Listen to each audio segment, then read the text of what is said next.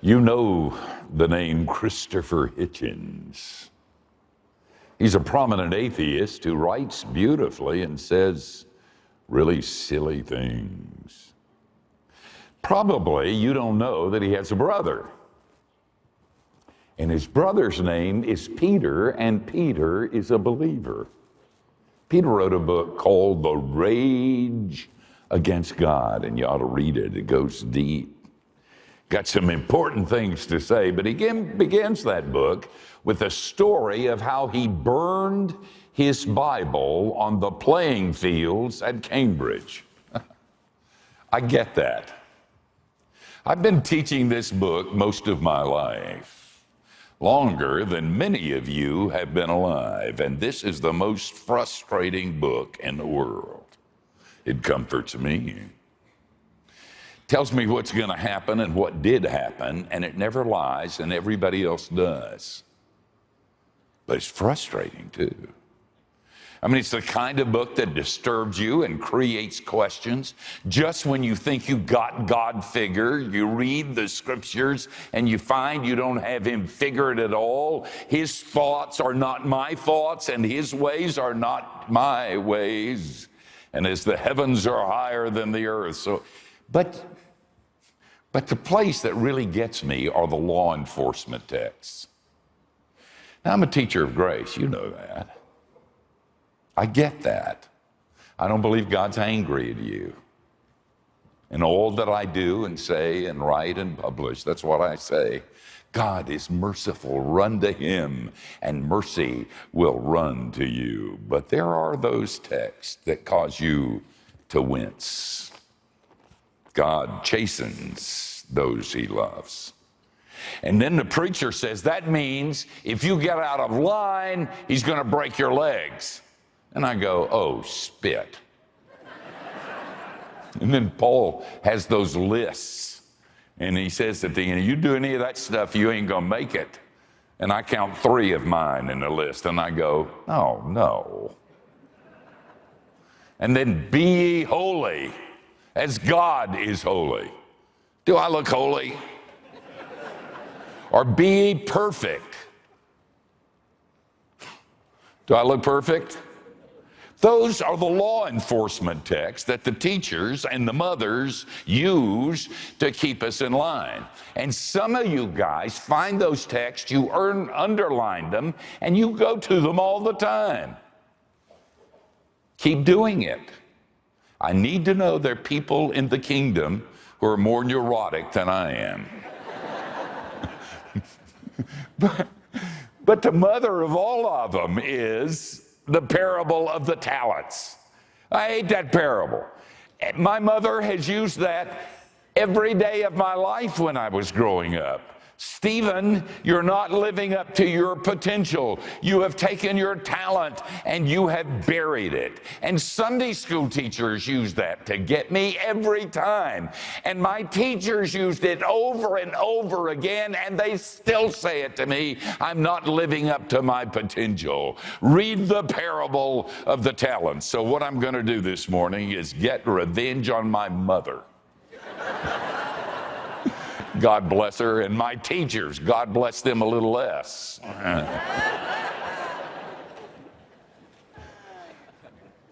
If you have your Bible, let's check it out. Actually, on the way to revenge, and that never makes Jesus happy. On the way to writing that sermon, I discovered some really neat stuff that is so good I can hardly stand it. So stay with me. I'm reading from the 25th chapter of Matthew, and I'm going to start at the 14th verse, where they said that Jesus said, for it will be, this is a kingdom parable, for it will be like a man going on a journey who called his servants and entrusted to them his property. To one he gave 5 talents, to another 2, to another 2 each according to his ability. Then he went away. He who received the 5 talents went at once and traded with them, and he made 5 talents more. So also he who had the 2 talents made 2 talents more. But he who had received the 1 talent went and dug a hole in the ground. I still wince when I read this. And laid his master's money in the hole. Now, after a long time, the master of those servants came and settled accounts with them. And he who had received the 5 talents came forward, bringing 5 talents more, saying, Master, you delivered to me 5 talents here, and I have made 5 talents more. His master said to him, Well done, thou good and faithful servant. You've been faithful over a little, I will set you over much. Enter into the joy of your master. And he also, who had the 2 talents, came forward, saying, Master, you delivered to me 2 talents. Here I have made 2 talents more. And his master said to him, Well done, good and faithful servant. You've been faithful over a little, I will set you over much. Enter into the joy of your master. He also, who had received the 1 talent, came forward, saying, Master, I knew you to be a hard man, reaping where you did not sow, and gathering where you scattered no seed. So I was afraid, and I went and hid your talent in the ground. Here you have what is yours. But his master answered him, You wicked and slothful servant. You knew that I reap where I have not sown and gather where I scattered no seed. Then you ought to have invested my money with the bankers, and at my coming I should have received what was mine with interest. So take the talent from him and give it to him who has 10 talents. For to everyone who has will more be given, and he will have an abundance. But from the one who has not, even what he has will be taken away. And cast the worthless servant into the outer darkness, in that place where there will be weeping and gnashing of teeth. I can just see my mother saying, So there. Now we're going to talk about that. But first, we're going to study hermeneutics. You say, what's hermeneutics? It's the principles or the study of interpretation. And I'm going to give you a hermeneutical principle, so listen up. It's not as bad as it sounds. When you study the Bible, start with what God has clearly revealed to you about himself. When you encounter a text that seems to contradict that, don't junk what he has shown you, dig deeper. Now let me say that again. Slower for the slower among us. When you study the Bible, start with what God has clearly revealed to you about himself. And when you encounter a text that seems to contradict that, don't junk what he's shown you. Dig deeper. Do you know that the devil will use 99% of the truth to float one lie? There's nothing wrong with doing your best. There's nothing wrong, if that's your thing, to living up to your potential. There's nothing wrong with excellency. It's just not what this text is talking about. When you look at the implications of this text, if you take it the way it's usually taught, it'll drive you nuts and you don't have a prayer. Did you hear about the young man in Utah who went to his aged grandfather and asked him how he had lived so long? And he said to him, Sonny, it's going to sound weird, but let me tell you how I've lived so long. I sprinkled gunpowder over my oatmeal every morning. And the boy thought that was crazy, but he did it. And he lived to the age of 94. Had 10 children, 23 grandchildren, and 24 great-grandchildren he left. And he also left a hole 15 feet wide in the crematorium.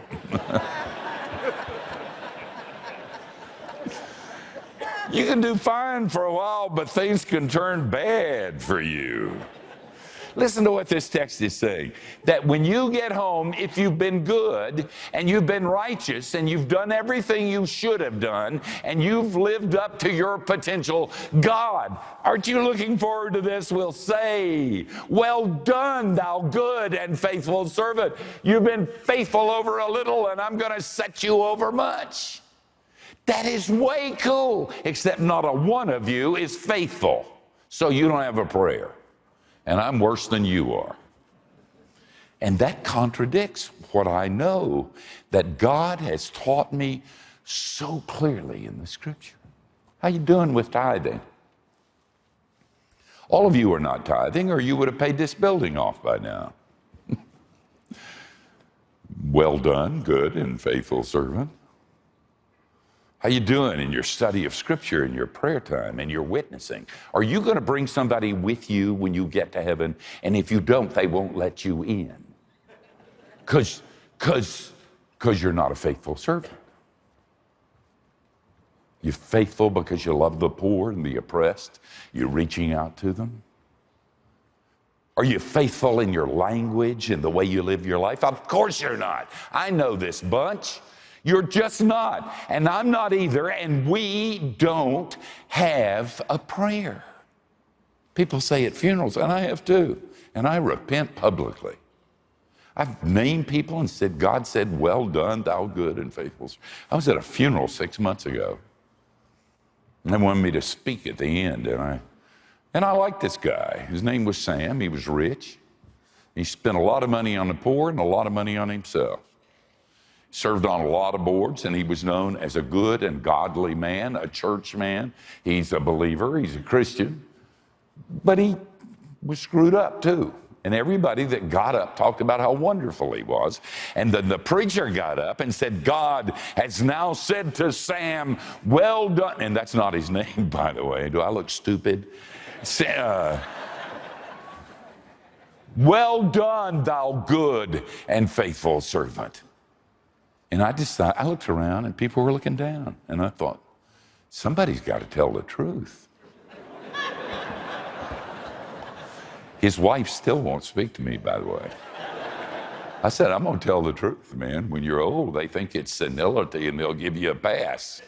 So I'm going to get up. And I said, no, God's not going to say, well done, thou good and faithful servant, because Sam, just like you, wasn't faithful. And if he's in heaven, it's not because of the money he gave to the poor and the boards on which he sat and the church where he was a member. He's in heaven because he ran to the only faithful servant there ever was. And his name was Jesus. And Jesus died on the cross for Sam's unfaithfulness.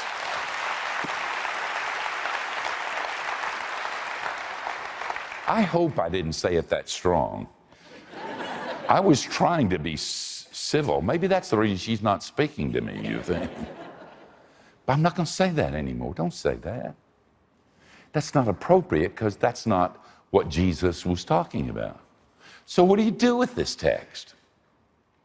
Weren't you listening? You never listen to me.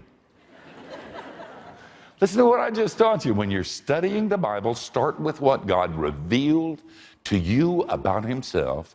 And if you see anything that contradicts that, don't junk what he revealed to you. Go deeper. So we're going to go deeper. Listen to me. This text and the words of Jesus are not addressed to little boys who aren't doing well in school, okay? Jesus didn't have you in mind because you're lazy when he said what he had to say. If you check it, it's a kingdom parable. It's in the context of what Jesus said to religious, pure, obedient leaders about religion. And they got it, even if my mother didn't. They got it, because when you move to the 26th chapter, you find those very same religious leaders who just heard what he was talking about, conspiring together to hang him spread eagle on crossbeams on the town garbage heap. And they did not kill him because he said little boys are... Quit shouting, Brown. They didn't crucify him because he said little boys are not doing well at school. Okay. All right, this is what he was saying to religious leaders. He was saying, you're right. He was saying, you're God's chosen people.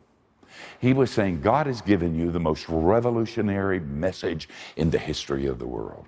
You're the only people of all the peoples of the earth that are God's people. You know the truth. You know that God is a God who is loving and kind and merciful.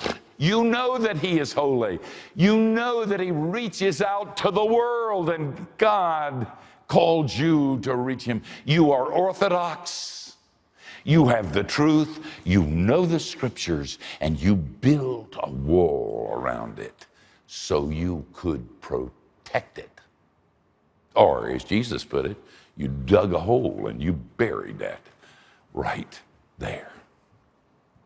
Now, as I read this text and I was praying about you, I discovered 3 impossibilities.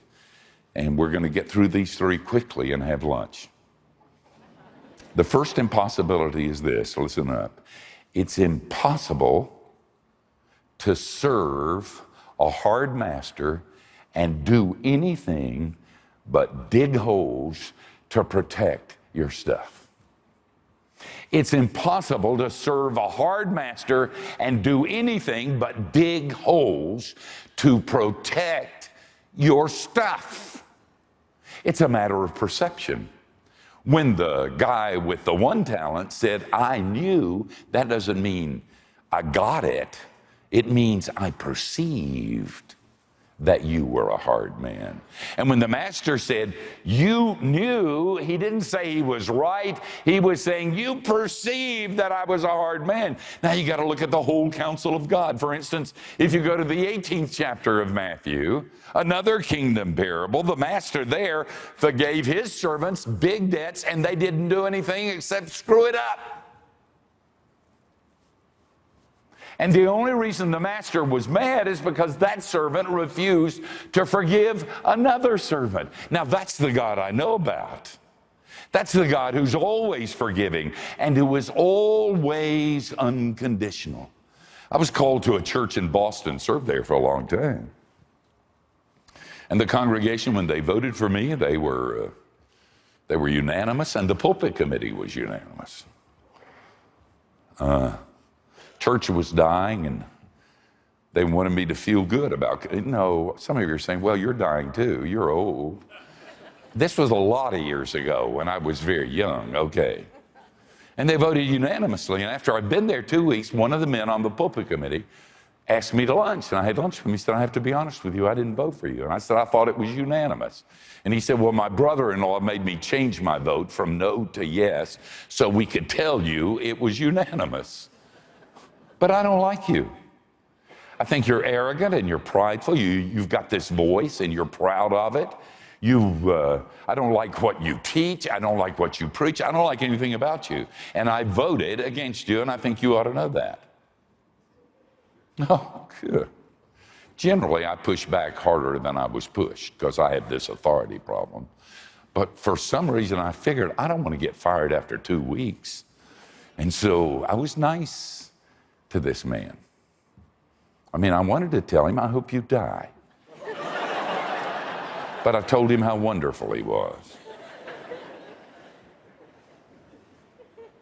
I took him to lunch the next time, and I paid for it. His 2 boys thought I was wonderful, and I didn't like them, and I certainly didn't like his wife. But I want you to know, whatever he wanted me to do, I did. And I did it with a smile. I told him, and then after a while, he became my supporter. Then after that, he loved me. And he's one of my best friends to this day. It was different.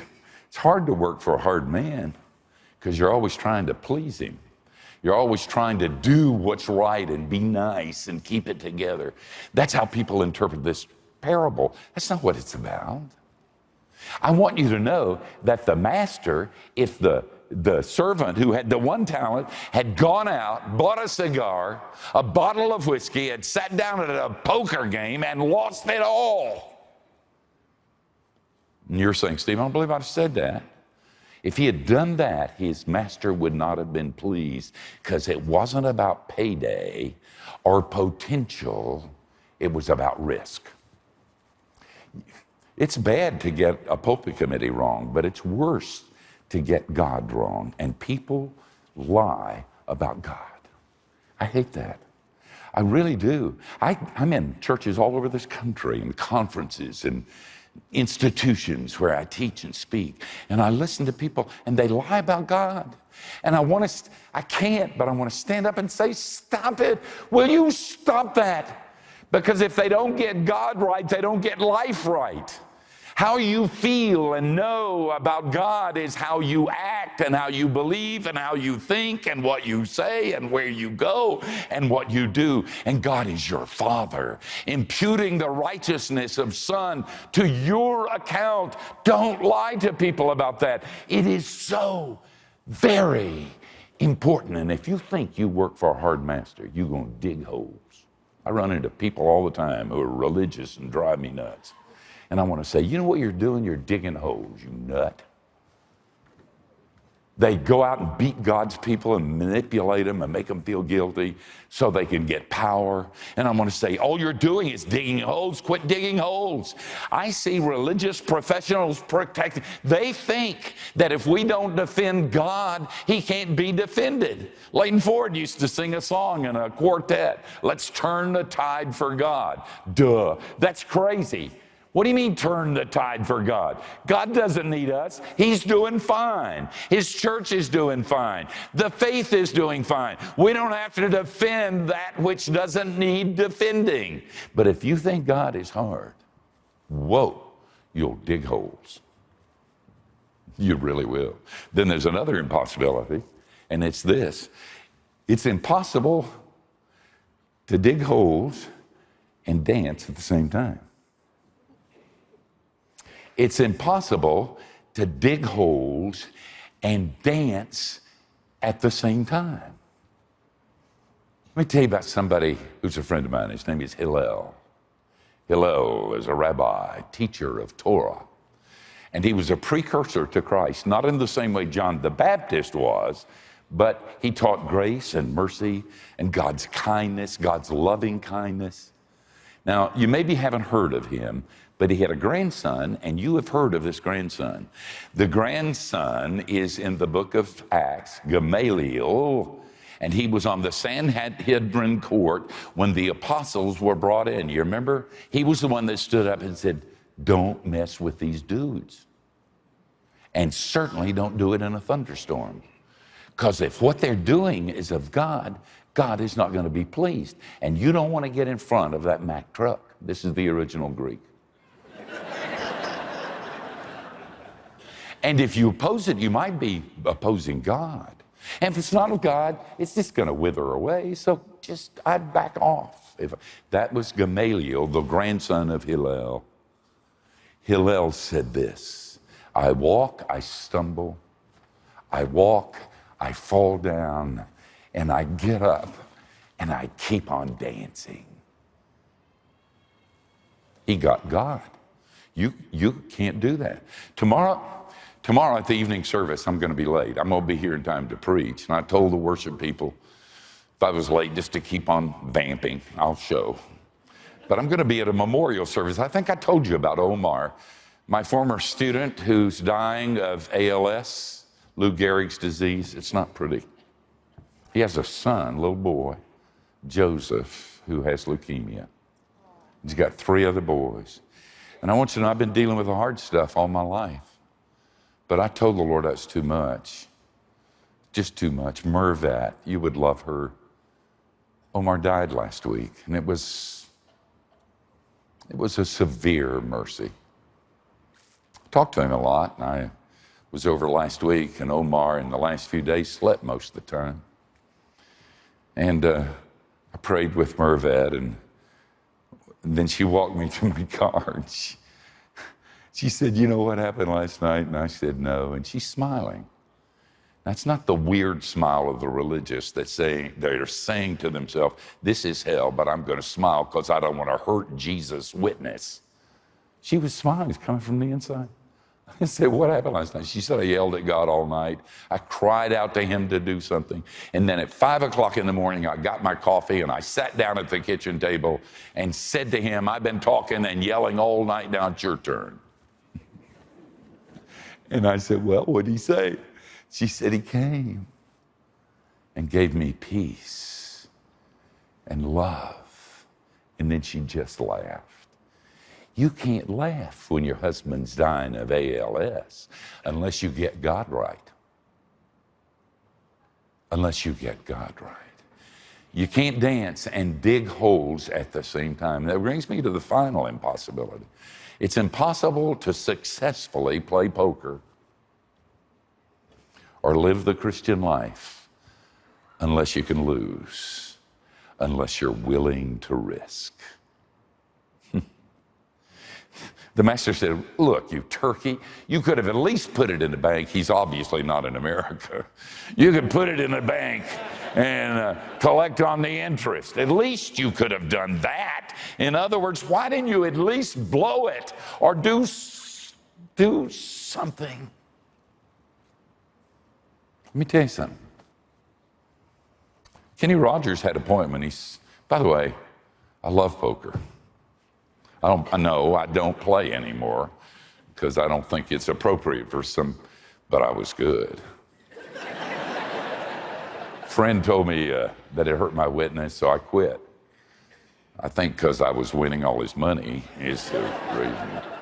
You know, if you go to play poker and you sit down and you don't see a sucker, get up and leave because you're it. No, I got to stop. This doesn't have anything to do with this sermon. I just thought. But I was good. But don't play. You know, you got to know when to fold them. You got to know when to close them. But you got to know when to risk too. And you got to have enough so you can risk. You got to be safe before you do it. You're safe. Have you ever witnessed and made a fool out of yourself? Oh, don't you hate it?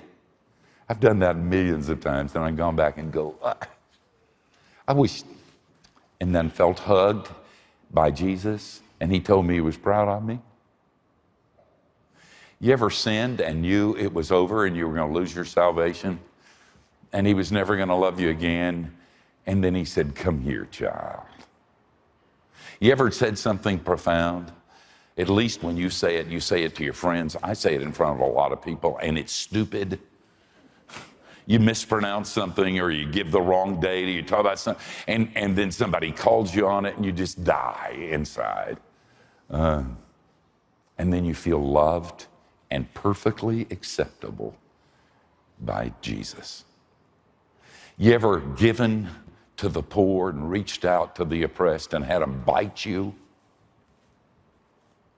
And then you run to Jesus and he laughs and says, been there, done that. I got that. I got it from you. Come here, child. You're safe. You're forgiven. I have a friend, Steve McCoy, out in the Northwest near Seattle. And I've been praying about his job over the past year. And he thought he was going to lose it because the economy was so bad.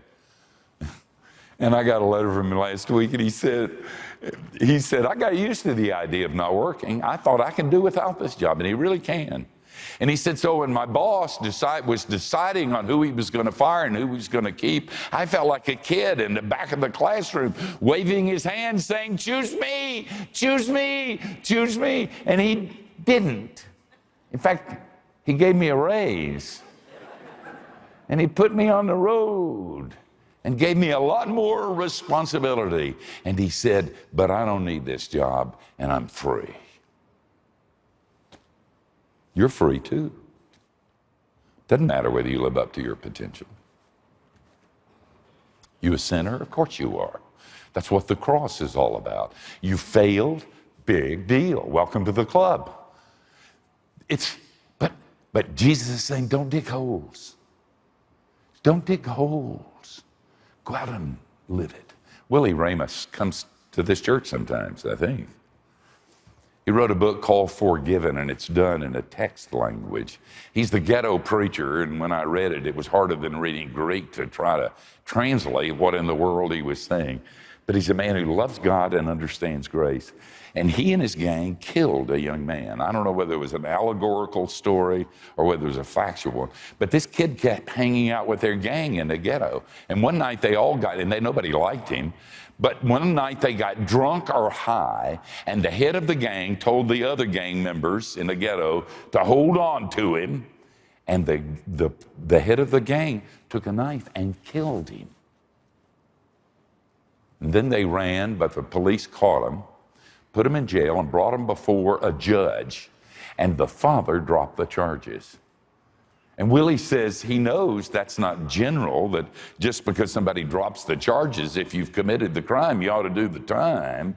But on this occasion, the judge, maybe because there wouldn't be evidence without the father, let them all go. And he said, we didn't stand around talking about it. We ran out of the courtroom and we were free. And he said, that was when I noticed the father of the boy we killed leaning up against his BMW and waiting for us. So everybody else ran. I went over to him, and he was crying. And he said to me, what are you going to do with the freedom I just gave you? You're free, you're safe. Ever see a baby wait to cry after falling until they're sure they're in the mother or father's arms?